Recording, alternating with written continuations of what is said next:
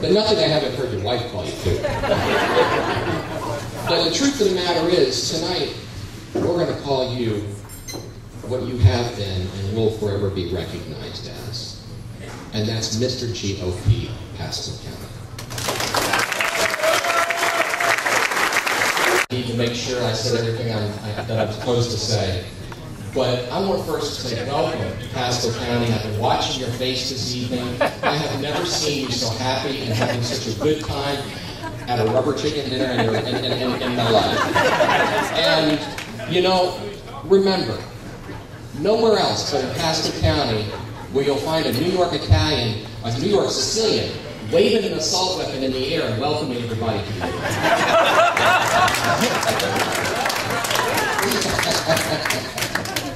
All right, I gotta stop the ribbing now and get serious, Mr. President. I'm not here to roast you tonight. I need a job tomorrow.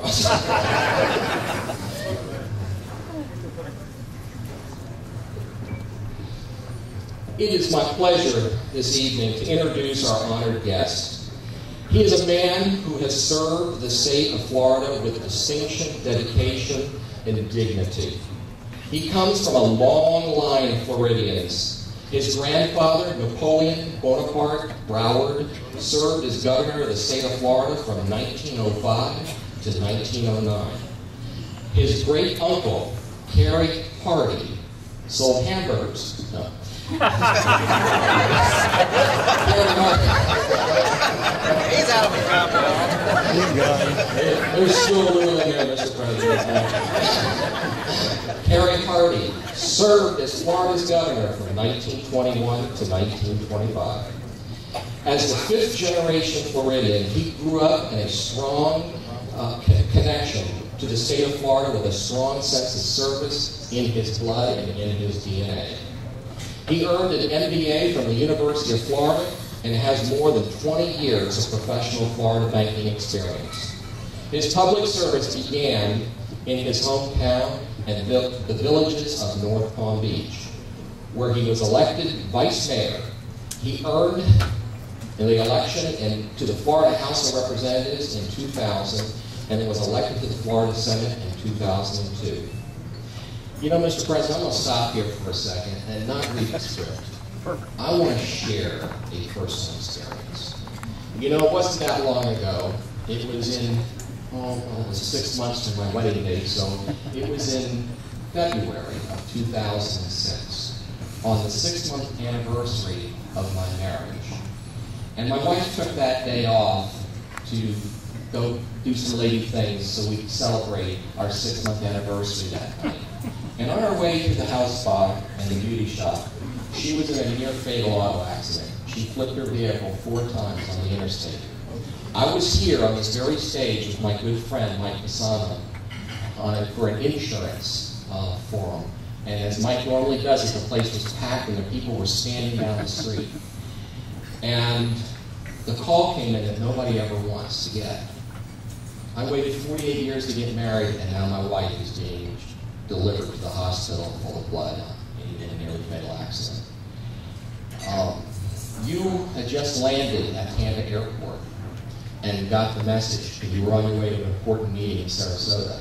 And you went straight to Tampa General Hospital and got there 30 minutes before I could get there. This man made sure that everything was being done for my wife. And he made sure that she even looked good or better before I even arrived.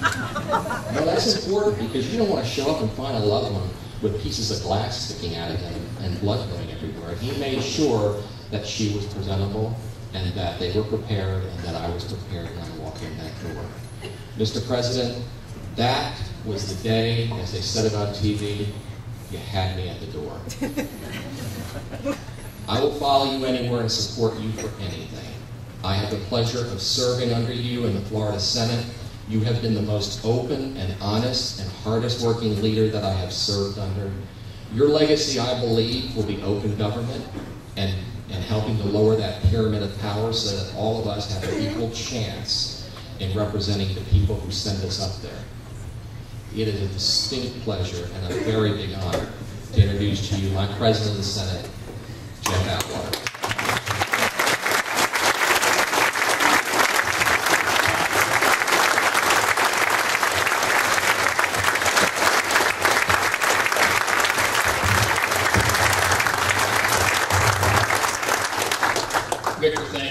and very kind words that you shared. I remember that day well. Angela's concern was, how was the car? How's my car? A pleasure to be with you all tonight. Let me just say, I have quite attuned to the hour of the evening that we're now in, and you've had some really wonderful presentations tonight on philosophy and on service and on commitment to Florida and commitment to the Republican Party. So I'm going to put this aside and just visit with you for a minute, okay? They will not start the vacuum cleaners before I get down here. I promise you. Let me also, though, Victor, thank you. It is an honor to serve with you. Senator Fasano, the President Pro Tem of the Florida Senate, what an honor it is to be serving with you. Senator Baker, honored to be serving with you, and our House members who are here today. And what an honor that the community will have to have the next Speaker of the Florida House. What an honor for all of us that you're going to be serving us.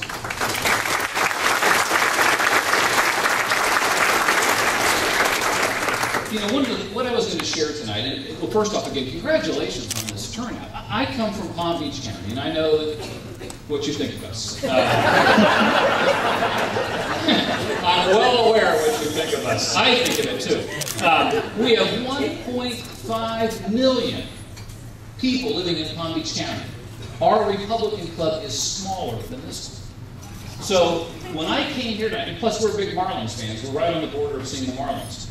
There were more people that sang the national anthem here tonight than they did at the World Series. And I would say the difference between, our Republican annual dinner, which is Lincoln Day, and I understand he wasn't Republican enough for your club.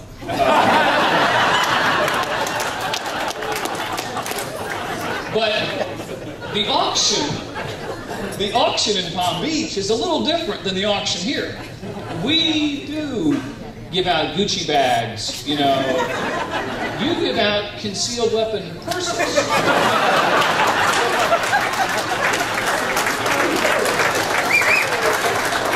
Bill, I want to come back. And, frankly, I'm going to stress test my next yard sign here.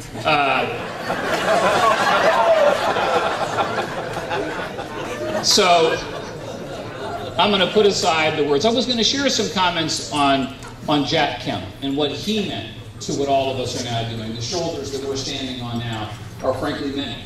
But Jack Kemp is certainly one of those. He was the happy warrior. He was a man who had tremendous hope for what we could do. He had a different idea that he shared with everybody he came in contact with about the potential of what we can become and how republicanism is weaved throughout the potential of every person on this planet. And he was proud and excited to always tell our story. But I'm going to set that aside because I just would like to touch on a couple of things tonight.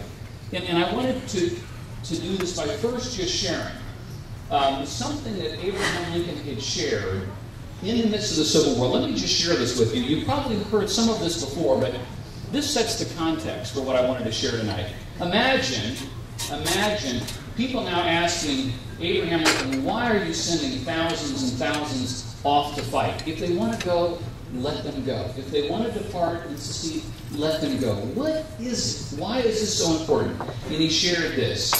I desire to preserve the government, that it may be administered for all it was administered by the men who made it. On the side of the Union,